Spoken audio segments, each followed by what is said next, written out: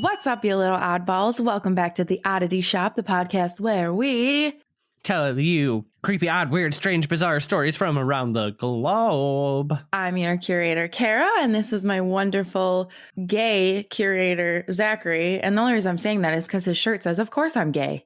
Okay, well, you're calling me out. Okay, so I had to wear this today. So this is fun. It actually says, of course I'm gay. Fun. I went to Catholic school, and then it has a little Catholic school on here. This is very fun.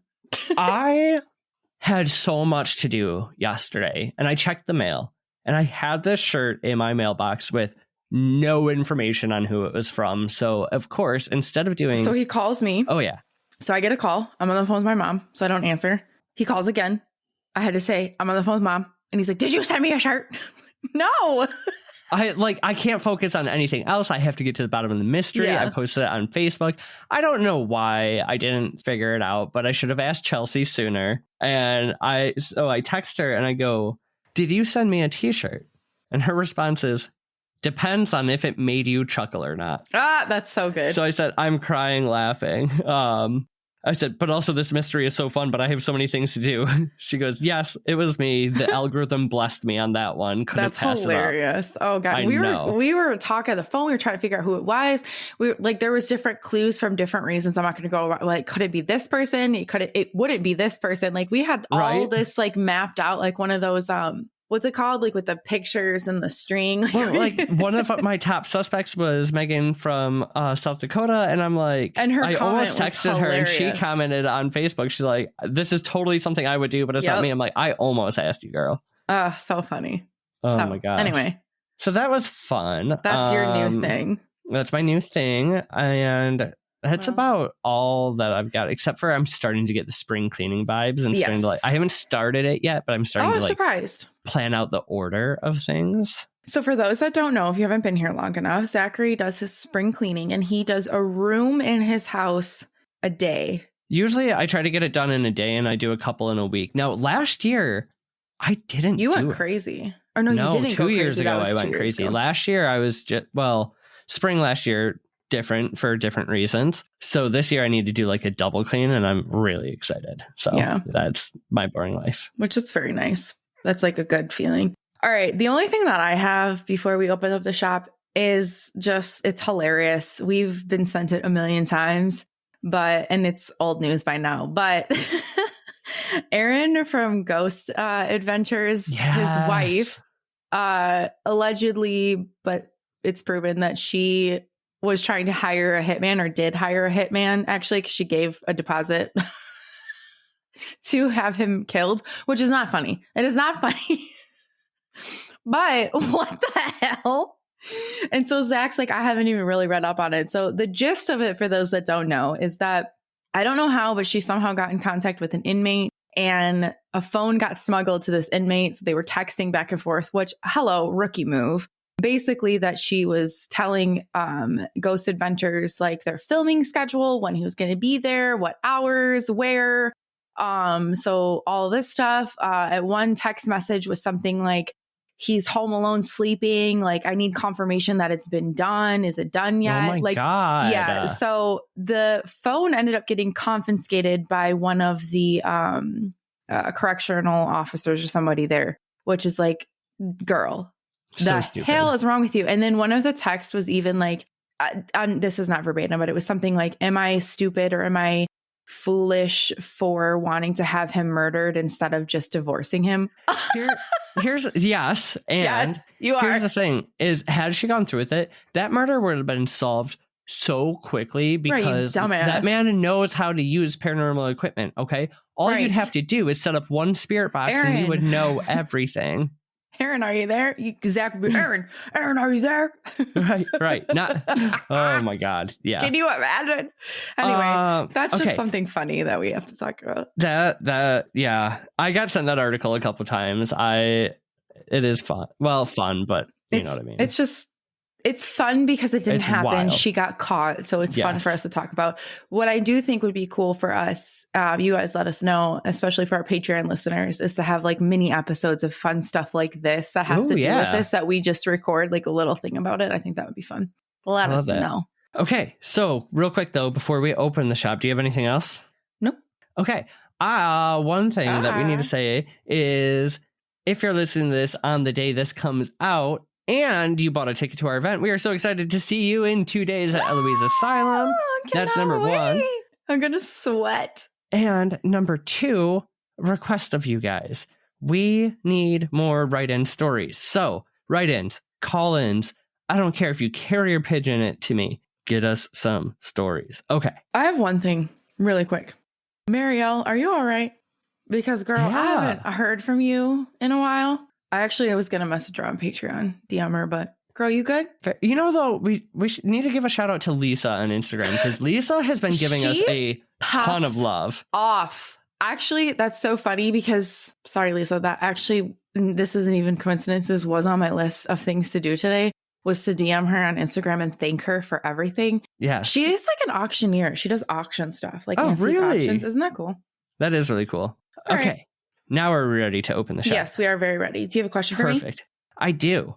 Last week, you mentioned that you got your ancestry results. Oh, I have. Yes. Okay. Did you uncover any murderers? No, but hold on. Something just literally fell off the shelf. Uh-oh. Iceman's coming for you. I don't know what that was, but something just fell off the shelf. Okay. All right.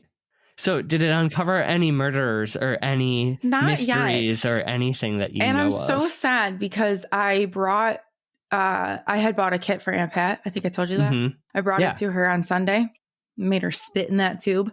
But anyway, that's a whole other thing. But when we were talking, I was like, I really wanted to find a murderer. Like I'm related to a murderer. Like somebody was murdered, something. No, I didn't find anything like that. I mean, obviously, I still have some research to do.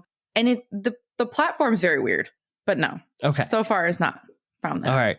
Well, I want you to keep those things in mind about how ancestral DNA can solve things, because a couple weeks ago, I promised you guys a case that doesn't end in mystery. You did? I did. Okay. Imagine walking the fog-covered streets of London in 1888. Oh! The gas lamps are flickering. The cobblestones are slick with rain. And you have the chilling knowledge that a faceless killer is lurking in the shadows, Kara. Okay. 5 women are brutally murdered, their bodies mutilated with surgical precision. The world knew him as Jack the Ripper. Yes, for many, many years. However, now, thanks to some modern day science, this is one of the first episodes we can end it with. We have a solved mystery instead of us saying, I guess we'll never know. I am so ashamed that I did not know this. Well, this is why when I started seeing the news articles come around, I immediately texted you, and we never text each other about episodes. Algorithm of anything been? How have I not known this? I don't know. My eyes are watering. But yeah, so that's why I was like, there's big news kind of happening right now. Now, and I can tell you at the end why the algorithm might not be there, because it is solved. It just hasn't been accepted by the right people yet because it's so new. So it's solved beyond certainty, but the Scotland Yard hasn't confirmed. I actually might have heard that. So maybe that's why I put it out of my brain, because it's fair. Okay, I'm excited. Okay. Let's go, baby. Obviously, you know, we can't just get into it being solved. We got to go through the story of Jack the Ripper. I love this. I know. Which is so fucked up. That's why we're here. Right. Yeah, come on. Be for real. And I know I've been like really true crime heavy this year, so I promise I'll get back to some other weird stuff after this. No, I am so happy that you're true crime heavy this year, because you've never been true crime heavy. I know. And that's what got us into this. That is true. I love it. All right. So 1888 in the parish of Whitechapel, London, in the parish of Whitechapel, which is in London's East End, is where our story's starting. At this time, England has a huge influx of like Irish immigrants and Jewish refugees and a lot of people coming into town. So there's a lot of neighborhoods that were basically set up as like poor houses, and Whitechapel is one of them. Okay, yes. So it becomes insanely overcrowded, leading to 80,000 people being stuffed into this small area. On top of the overcrowding, terrible work conditions, hard to find food. Very sad. No money, no resources. Yeah, no, it's really sad. Dude, 55% of kids born there died before 5 years old. Yeah. And then obviously Awful. in places like this, crime, alcoholism, drug use, all that kind of stuff. Okay. Mm-hmm. We're going to talk about people's houses, but it's important to talk about, or when we're talking about the houses, that they are rented basically nightly in these poor houses. So you'd have a common area, you'd have a room, and if you didn't pay for it daily, you got kicked out, where you could then pay to sleep against a rope stuck between buildings that you leaned on, or literally in the street. Which, if you didn't know, that's why it's called a hangover. Yes, the hangover rope, which is insane. I actually learned that yesterday while writing this, and I was like, really? Wait, a hangover? Yeah. What? Okay. Because a lot of times you would just they would spend their money on booze and they wouldn't have enough to actually get a room. So they'd have that rope and they would just be drunk and hungover. Which is so wild. But all in all, it's not a really great place to be. No, and much of the female population does turn to sex work to, make ends meet. Which there's no shame in that. Anyways, though, during the period of April 3rd, 88 to February 13th of 91, there's a large number of murders. There's at least 11 female victims. And they were originally just kind of calling them the Whitechapel murders. Yes. Now, at first they thought they were all linked to one person, although 6 out of the 11 seem like they could have maybe been this Jack the Ripper, but there's not enough evidence to tie in all 11 of them. So since, 1888, he is really kind of quote unquote charged, because nobody was ever charged. But there's the 5 this is a word I can never say, canonical deaths that are related to him. I wish I could have been the hero to help you. That would have redeemed myself if I could Honestly, have been the one. If it makes you feel better, I did have to practice that one on Google too, and I just canonical. I can never say canonical. Okay. So anyways, let's get into the 5 canonical victims, the infamous victims of Jack the Ripper. Okay. There were some certain characteristics that do lead investigators to think that it was all done by him. Okay. So they were all sex workers or women living in extreme poverty. They all had similar death-inducing injuries. They had all been mutilated in some way or another. And they were all killed at night in super super areas. Yeah, it's a little heavy. It is. It's a heavy one. Okay. So the first victim is 43-year-old Mary Ann Nichols. So she lives a pretty tough life leading up to this. She had been left by her husband, who had an affair with a nurse. She kind of resorts to addiction and alcoholism and a life of sex work to get by. So she finds herself living in one of the poorhouses in Whitechapel. And on August 30th at 11 p.m., she's seen walking down Whitechapel Road. And this is the crazy thing, is all of these people have so many eyewitnesses. It's wild. Yeah, because there's so many people about. It's not like now when it's late at night, the town is just silent. It's not like that. Unfortunately, this whole town was a bunch of people who had nowhere to stay and nothing to do other than drink all night. So there was eyes on all these women. Okay. Which, like you said, that's so crazy. It's just crazy. I know. So she visits a bar and she's seen returning to her home at about 1:20 in the morning, but she's ID'd by the owner and then she can't cough up the money to pay. So she's put back out on the street where she decides she's going to work for the evening to try to pay for a place to sleep. It's just so sad. So she is last seen alive, drunk and stumbling around 2:30 a.m., where she's offered help, but she refuses. We don't know what happens to her after 2:30, but around 3:40 a.m., a carman discovers what he initially thinks is a tarp laying on the ground in front of a stable on Bucks Row. He goes to check it out and realizes it's the body of Mary Nichols. Oh. Yeah. So the police are called to investigate, and they find that her throat is slit from left to right. She has deep and precise cuts across her abdomen with several incisions, but no major organs are removed. What's up, oddballs? We've got a little surprise for you. Our first event is finally coming around. We are going to be doing a little event at the Haunted Eloise Asylum in Michigan. Kara, tell us about the details. Okay, so the details are it is going to be April 19th, and it is going to start at 6 p.m. and go until midnight. And Zachary, what are we doing at Eloise? We are bringing in the wonderful Lauren Haunts, where we're all going to build our own investigative equipment that we get to take home with us. And what are we doing from there? Okay, so after the workshop that we have with Lauren and we build our equipment, we're going to actually go use our own equipment that we just built, and we're going to investigate Eloise. So we hope you all can make it. Tickets are going to be very limited. We're holding it for 20 people max. The link is down below. And Kara, let's wrap this up. Well, we hope to see you there, and we hope you creep a real, you little eyeballs. Goodbye. Bye. I don't even have words, though, because it's just so sad. It's like, there's witnesses. Somebody who's like, yeah, I offered her help. Oh my God. Could you imagine that being that person that offered help? Like, what could I have actually done to make her? And she's not the only one. Ugh. You know, and like, here's the thing, though, is she was seen at 2:30. She's found an hour later. He moves fucking fast. I think that's one of the things that always shocks me. Yeah, it is shocking, but then when you think about it, think of all the people that you just said were there, how many people are in this small area. You can move fast because nobody's fucking paying attention to you because there's so much going on. True.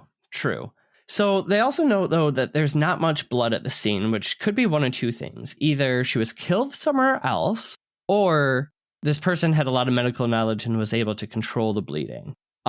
So that's where we start to put the MO together that whoever this killer is might be medically trained in some way. Yes. Our next victim. So that was September 30th or August 30th, the first one, excuse me.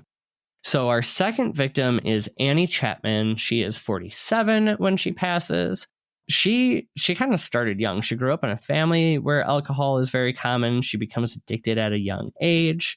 Her family, though, at one point does leave the Whitechapel neighborhood, but she stays behind due to having a job as a domestic servant. So she does eventually marry, has children, but after the death of one of those kids, they separate and both parents' alcoholism gets really, really bad. Ugh.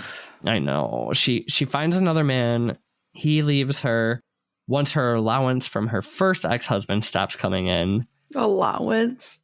Because he actually died. Yeah. And no, it's terribly sad. Like, her life was tragic. She's pretty much, the way it was described is she's left depressed with little will to live. I don't know if I lived there, if I would have much will to live. No, it does. It's just so It's awful. Just bleak. Yeah. You're literally working all day to sleep. Like, no, truly. You're working to pay for a bed or a rope. Or a way out. So in a similar manner to our first victim on September 8th, she is refused housing for not being able to pay. She goes out on the streets to work. She leaves her lodge and common area around 1:35 a.m. She is next seen talking to a man around 5:30 a.m. This man is described as tall, over 40, dark hair, shabby with a mustache, wearing a felt hat and a long dark coat. Our original images of Jack the Ripper. Mm-hmm. Just before 6 a.m., Annie Chapman is found dead in the yard entrance of 29 Hanbury Street, found by the elderly resident of the property, or the gentleman who owned the property. So she's laying in the doorway. He notifies police right away. And again, her throat is cut deeply from left to right. Her abdomen is opened, but this time her intestines are pulled out and placed over her right shoulder. Her uterus and part of her bladder are removed, again, suggesting medical knowledge, and a blood-stained apron is found nearby. Mm-hmm. Okay. So now we have two victims that are pretty similarly... Yeah, butchered. Surgeried? Yeah. I don't know. I think you could say butchered if it's not you being in a hospital and it being because you need medical attention. I think you could say butchered. I think that's fair. All right. So we have August 30th, September 8th. Our man wastes no time getting down to his next one, September 30th. So we're like literally within a month now. And on this fine evening, he takes not one, but two victims, Kara. So the first is Elizabeth Stride, 44 at the time of her death. She was actually born in Sweden. moves to London in 1866. Don't really know why, but it sounds like she also had one of those domestic servant jobs lined up. But she kind of told different people different stories. And it seemed like a lot of people ended up in Whitechapel if they didn't really want everyone to know the rest of their story. I was going to say, I think Whitechapel is kind of like, I don't want to say outcast. That's not the right terminology I'm thinking of. But yeah, kind of like you don't want to be questioned because nobody's going to question you. Nobody really gives a crap what you're doing there. They're all just focused on their own stuff.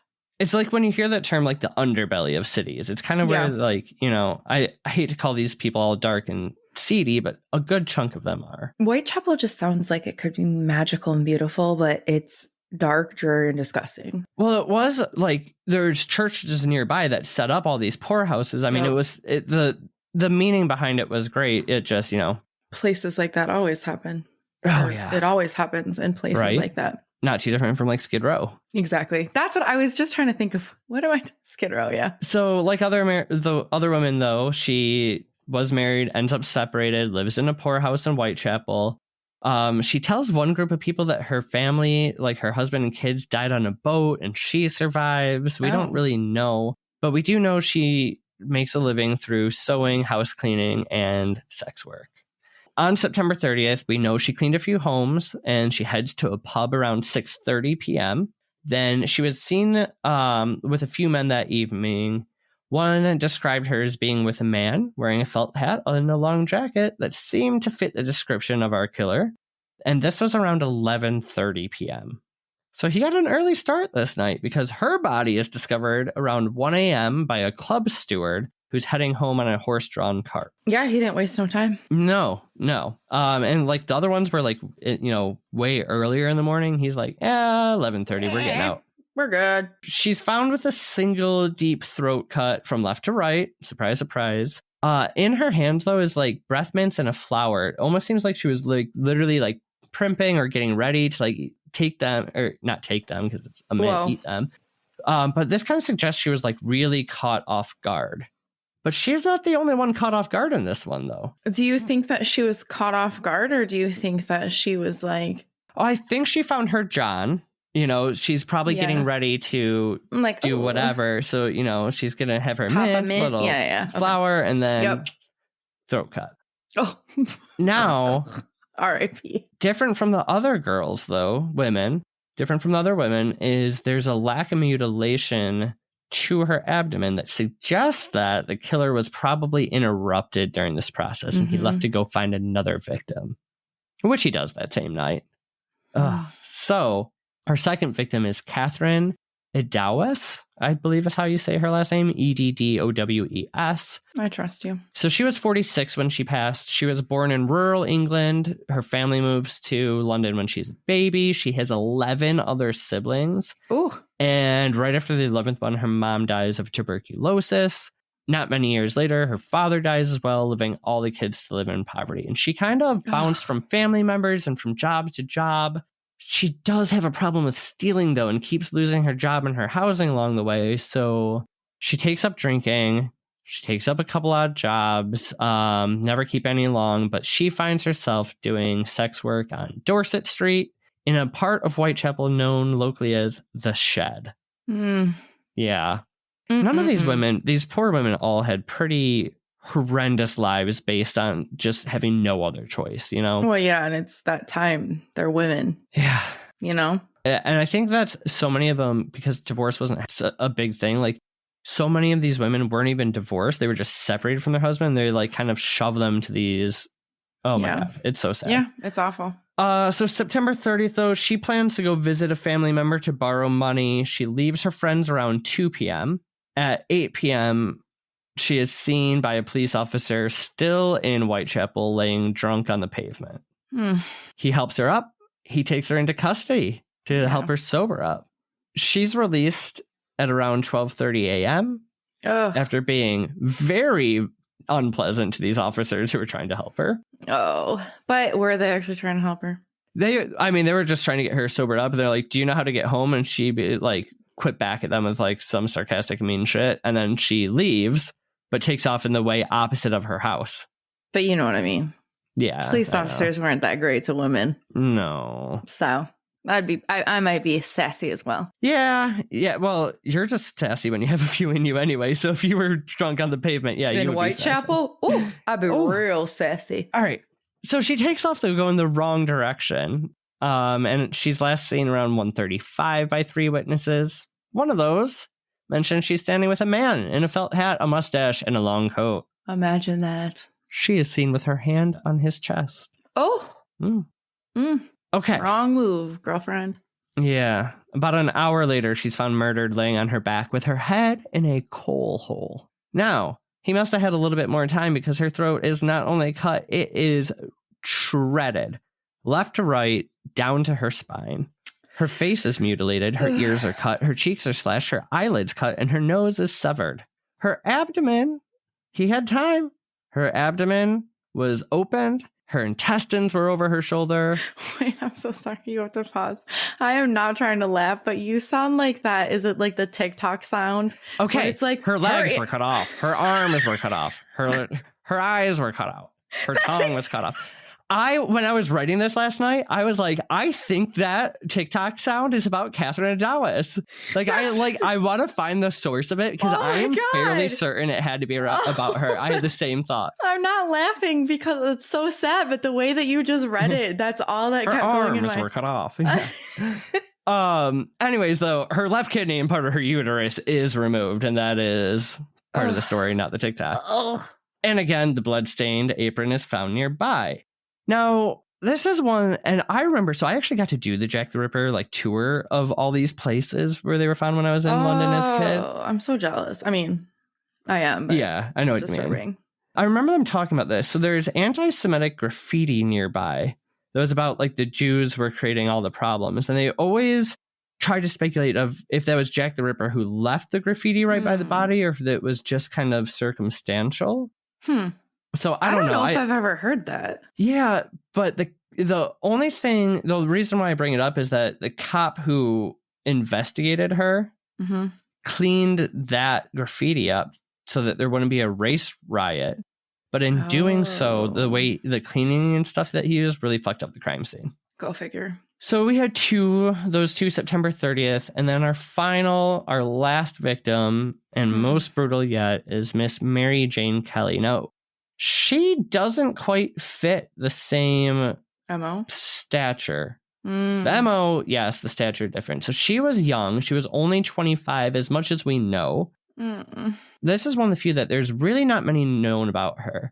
She told different male suitors that she was born in Ireland, then moved to Wales as a child, but she told everybody a different story. Sounded like she may have come from a well-to-do family, and that she herself seemed pretty educated, but she always lied about her age. So they do know she wasn't in her 40s like the other. Their best guess is in her mid-20s. Okay. So what we do know is in 1884 she makes her way to London to work again as a domestic servant. But one of her friends introduces her to brothel work, where she quickly becomes the most popular girl at her local brothel and ends up with a bit of money. Okay, girl. So she was wearing extravagant clothes and this and that. We don't know what happened, but something happens to her and she turns up penniless, living in Whitechapel. And you know what she does to spend her time?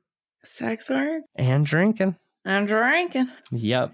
Well, she does end up staying with a man named Joseph Barnett, and it didn't sound like he was more than a client, but less than a relationship. She still worked, but he was more of a close friend with benefits is kind of the feeling. He kind of had a soft spot for her, correct?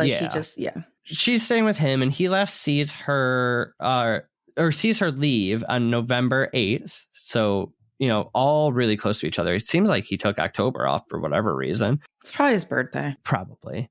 So she leaves around 7 or 8. She was with a friend of hers. She went to her house at 13 Miller Court. So she leaves for a while. She's seen drinking around different public houses. And she returns back to 13 Miller Court for the night. Okay. She's seen by the friend with a man resembling everything we've told. The hat, the mustache, the scruffy looking, right? So he's seen walking her home. They're about to part ways. She looks at her friend, Mary Jane looks at her friend and says, I'm going to invite him in for a song. And then they start singing, actually singing. Okay. Obviously, we know they were getting up to more. Now, Elizabeth Prater, She resides in the room directly above Kelly's. Okay. And she'd been woken up by her kitten walking on her. Oh. And hears the faint cry of somebody screaming, "Murder!" between 3:30 and 4 in the morning. It's not a pleasant way to wake up. No. Sarah Lewis, who is also kind of a neighbor in this, she heard the cry too, but neither of them report anything because it's Whitechapel in the middle of the night. Like, I was just going to say, but like, I was going to be like, why not? But then I realized they're both women. It's Whitechapel. Nobody is going to give a shit. But her other friend didn't hear any more musical or other noises coming from the room after that same time as well. Okay. Mary Jane Kelly is found the next morning at 10:45 a.m. by police in her residence, or at least this kind of friend place she was staying. Like I said, they used the term residence, but these people were kind of just staying all over the place. Different from the others, though, she's murdered indoors. Right. Possibly because, last time he went out, he got interrupted once. Yeah, and also he was invited in. True. So that's the change in his MO. He also just, being a little more private, he spent some more time and really mutilated her. Oh, yeah. So again, the throat is cut down to the spine. The other thing, too, and I don't want to focus too much on it because it is, these are all horrible anyway, but all of the women were assaulted as well. Oh, yeah. I think that's just, yeah. Yeah. Kind of in this situation goes without saying. But her chest and her abdomen are opened. So not just her abdomen. Many organs are removed with precision and placed around the body. Oh, great. But the heart is missing, literally taken by the murderer. So after this, however, the murders do stop, and Mary Jane Kelly is thought to be the last gruesome act of our boy Jack. Okay, so there is an investigation. We're not going to spend too much time on this, but it's important to know for where we're going with the solving. Because these 5 murders happen really quick, and there's these 11 that are happening over years. It gets tons of attention from community and news. People are living in fear of this shadowy figure who's going around, murdering women all night, and all the other rampant crime in the area. People just feel horribly unsafe. Well, yeah, because you don't have places to stay. Right. You can hide. You're literally sleeping on a rope. Right. You can't hide. Yeah. So the investigation is led by Detective Inspector Frederick Aberline of the Scotland Yard. And they start to profile the killer. This is when they decide that these 5 are likely one and the rest of them are somebody else. They kind of profile him based on how he killed, when he did it, the similarities in the women, the blood-stained aprons, and that medical precision, right? So we know he had to have some sort of medical or anatomical knowledge. And over years, hundreds and hundreds and hundreds of people are interviewed. Nobody's charged. Barnett is one of the first, Mary Jane's guy.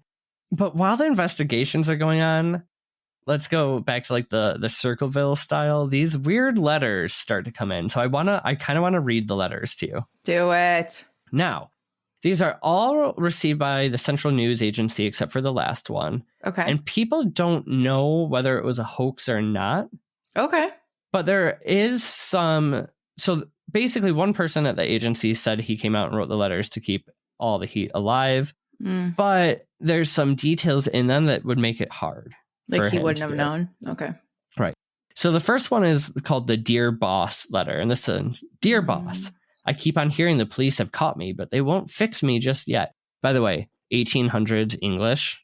Not a lot of this is going to make sense the way we would talk. Yeah. I have laughed when they look so clever and talk about being on the right track. That joke about the leather apron gave me real fits. I am down on whores and I shan't quit ripping them until I do get buckled. Grand work the last job was. Remember, so this letter came in September 27th after the duel. I gave that lady no time to squeal. How can they catch me now? I love my work and want to start again. You will soon hear of me with funny little games. I saved some of the proper red stuff in a ginger beer bottle over to the last job to write with, but it went on thick like glue and I can't use it. It's very boastful. Some people say that graffiti was done in blood. So red ink is fit enough, I hope. The red blood was tested and it was ink. The next job I do, I shall clip the lady's ears off and send the police officers. Just for jolly, wouldn't you? Keep this letter back till I do a bit more work and then give it out straight. My knife's so nice and sharp, I want to get to work right away if I get a chance. Good luck. Yours truly, Signed, Jack the Ripper. P.S. Don't mind me giving the trade name. So he names this up. And then there's a PP or PSS. Wasn't good enough to post this before I got all the red ink off my hands. Curse it. No luck yet. They say I'm a doctor now. Ha ha ha. Cocky, are we? Yeah. Well, I guess you'd have to be. Right. And like, so some people thought it was hoax, but like he knew the red ink on the graffiti. And then the next murder that happened, the ears are clipped. So the next one is much shorter. We call this the Saucy Jackie letter. I'm so sorry. That letter you just read came before the murder of the clipped ears? So, yeah, I misspoke when I was reading it. So this one came in September 27th. So this is after our first one was August 8th. Our first one was August 30th. Our second was September 8th. The duel with the ear being cut off, that happened September 30th. The letter was on September 27th. Okay, so yeah, how would you have wrote that? Because you wouldn't have known. Right. Okay. So the second letter, the Saucy Jackie, this one's October 1st. So during his month off. Yep. So between 4 and 5. I was not codding, dear old boss, when I gave you the tip. You'll hear about Saucy Jackie's work tomorrow. Double event this time. Number 1 squealed a bit. Couldn't finish off straight. Had no time to get ears off for the police. Thanks for keeping this last letter until I got back to work. So this one comes in October 1st. The double murder happened September 30th. So he mailed this. Yeah. He had to have mailed it right when he finished if he's talking about the squealing. Saucy Jackie. He is a saucy guy. Okay. I'm sorry, but I like Saucy Jackie. No, I don't like him, but I like the name Saucy Jackie. That's hilarious. Now, is it with a Y or an IE? Y. Oh, God. Like yeah, that makes sense. Yeah. A Y then. Okay. Yeah, Jackie boy. So our last letter, this one goes to George Lusk. He is the chairman of the Whitechapel Vigilance Committee. And this is called the From Hell letter. This reads, From hell, Mr. Lusk. Sore, I send you half the kidney I took from one woman. Presaved it for you. The other piece I fried and ate. It was very nice. I may send you the bloody knife that took it out. If you only wait a while longer. Signed, Catch Me If You Can, Mr. Lusk. It was sent in a box with a portion of the kidney, which kind of makes it harder to believe that these letters are hoaxes when he's literally sending. Now, unfortunately, there wasn't forensics then, and the kidney does disappear over time, so we don't know if it belongs to one of the victims or not. Yeah, but that's... Yeah. Okay. Hundreds of suspects over time, right? Including men who are close to the women, men who are not even close to the situation at all. No one is ever charged, though. There's a lot of notable suspects. So one we talked about before, H.H. Holmes, right? But we found out the travel records, things just didn't line up. Yeah, it doesn't make sense. Sir William Gall, he was a royal physician tied to this royal conspiracy theory, which claimed that the murders were part of a cover-up to protect Prince Albert Victor from a scandal. Yeah. I'm sure we could figure out the scandal. He was sleeping with prostitutes, right? Yep. But this guy couldn't have done it because he was elderly and had a series of strokes around the time. Mm-hmm. Another famous one is this Montague John Druitt that people said a lot because he is questioned. He commits suicide after, and a lot of his family was trying to be like, he's definitely seems like he could be it because they all kept saying he was sexually insane. Well, it kind of turns out he was probably just gay. Yeah. And labeled as sexually insane. And then when he started to be penned for these, he does kill himself, but it could not have been him. Okay. Francis Trumbull, he was another big one. He was a quack doctor from America who scammed people with fake medicine. He is also arrested in London in 1888 for unrelated crimes, but he had a deep, deep hatred for women and prostitutes and flees back to the United States right about the time the murder stopped. Okay. So he was a strong one circumstantially, but there's no evidence that ever linked him to it. Okay. So those are like some of like the famous names that got brought up. Like I said, there's so many, but there was a lack of any sort of forensic science, and that a number or like the abrupt stop to the murders stopped giving them anything to go off of. Right. And I think the cops kind of thought like, hey, we're going to be able to like, because they couldn't do forensic. They were going to try to set up stings and this and that and patrol at night, but it stopped. Which is so weird. However, go on. No, what were you going to say? I'm going to go on to start solving it. So if you have comments now. Oh, no, I was just going to say like, So how many was that? There was like 4 or 5. Victims. Oh, 5 victims. It's 5. Okay. Canonical 5. Yeah, canonical. Okay. I was thinking 6 for some reason. Okay. No, but it's like, okay, 5 victims is a lot in one area. So from August to November. Yeah. Right. So he probably moved away. He went somewhere else. He did go somewhere else. Right. Like that's what it is. Like it didn't just stop. It stopped because he's not stupid. He left. So there's another suspect that's been a main suspect for a very long time. His name is Aaron Kosminski, and he is a Polish barber. Okay, so he came to the UK from Poland in the late 1880s. And he, like I said, he was an original suspect because he worked as a barber near all the murder sites. He was also known to suffer from paranoid schizophrenia and suffered auditory hallucinations and had violent tendencies. Cute. While the investigations were going on, a key witness does place him at one of the scenes in the key witness gives us testimony, or not testimony, comes forward and says that he saw Aaron with one of the victims. Okay. But he says this in 1894, so years later, but he refuses to actually testify. Okay. So Aaron, who had a long history of violent outbursts, was sent to a mental institution right when the murders stop, which would explain why. And he stayed in the institution until he died in his 50s. So there was never enough evidence to pin the murder on him, right? Okay. Until the saga that starts in 2007.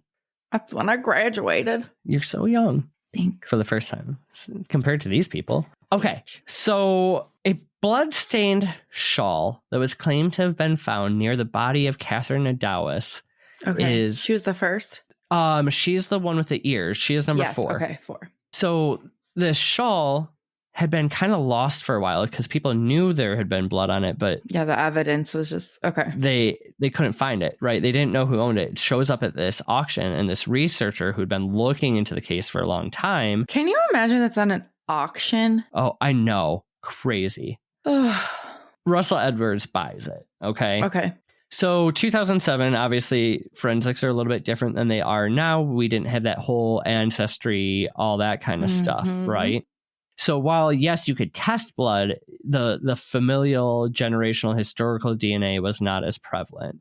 So he does analyze it. They find that there's a couple different blood types on there, some that matches Catherine, but there's also some semen and some other blood. So the DNA was compared to living relatives of many of subjects, right? Or suspects, including the Kosminskis. Okay. And in 2019, they finally were able to test the mitochondrial DNA and find a match with one of the Kosminski family members. Okay. So the blood on the shawl found at the murder scene. This is my dream. And the semen, the DNA, matches to a living Kosminski. My dream. That's why you did start to hear about him back again in 2019. Yeah. Right? And since then, a multitude of tests has been done to identify and certify the DNA. They've certified the shawl.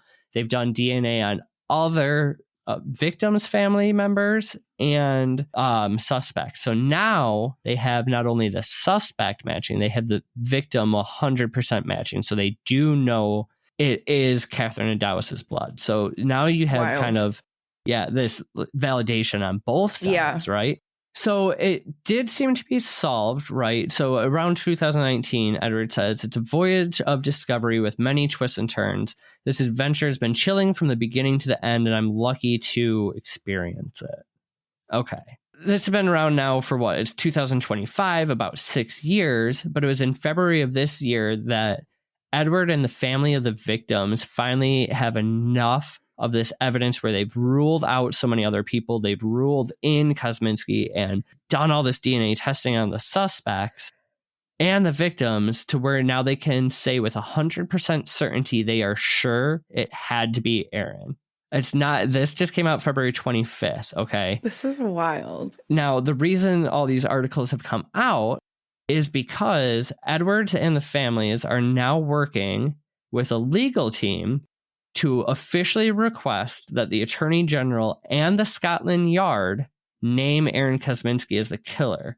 Now, the reason we're seeing so many articles, though, is because back in 2019, Edwards made a very similar request, and then Attorney General Sir Michael Ellis denied it, saying there was not sufficient evidence, which is why for the past 6 years, they have gathered every bit of evidence to rule out and validate theirs. So we've known it for a while. I mean, Russell has basically known this since 2007. They're just trying to get it confirmed.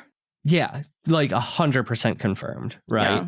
So like for now officials to come out and say, which will probably happen hopefully this year or next, that Jack the Ripper was 100% Aaron Kosminski, which is fucking wild.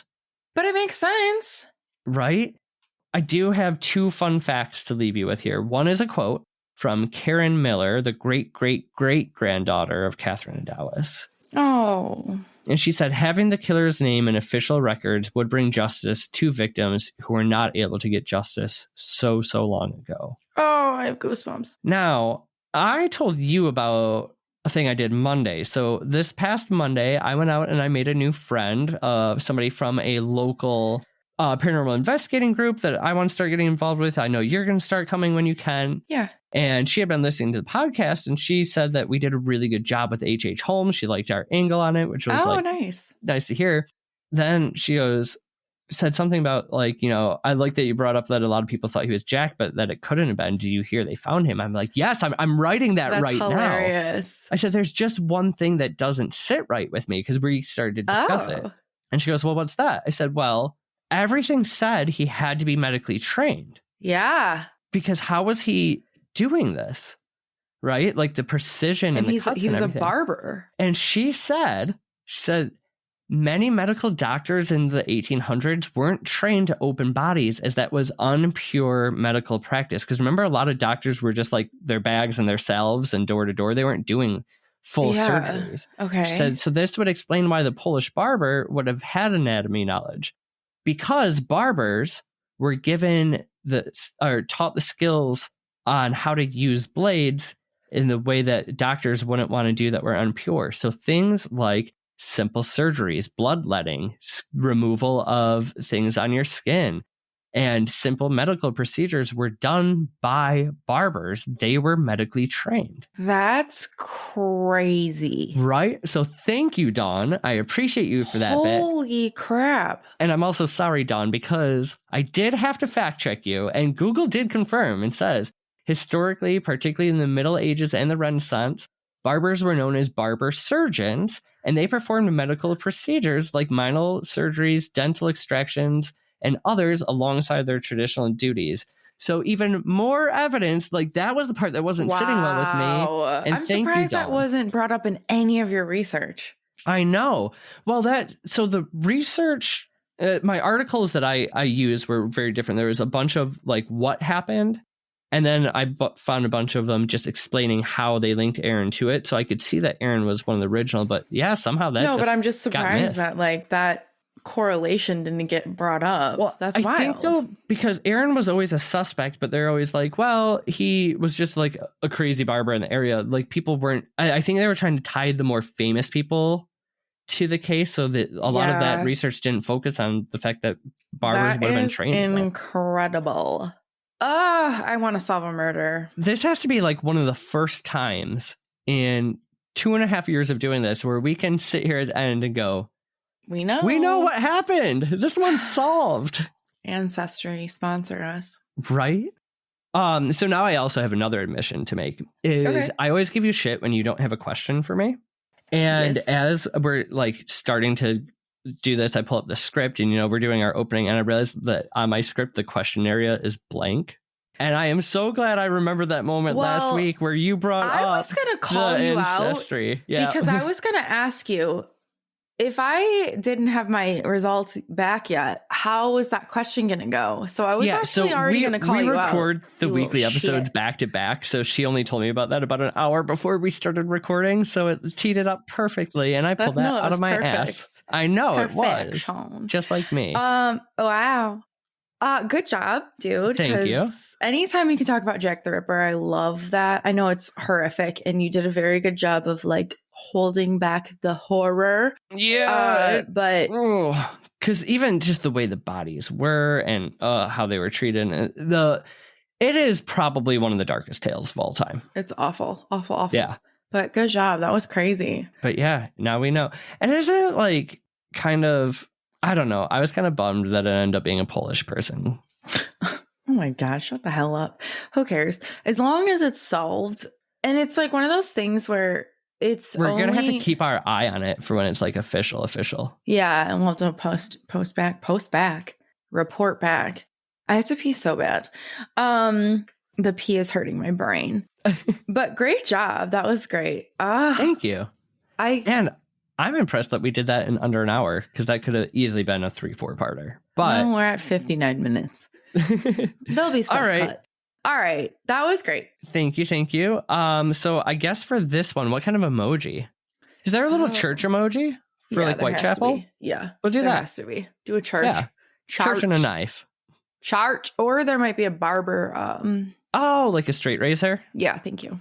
There church and a straight razor. Oh, dark. Oh, yeah, for real. Well, I mean, fitting.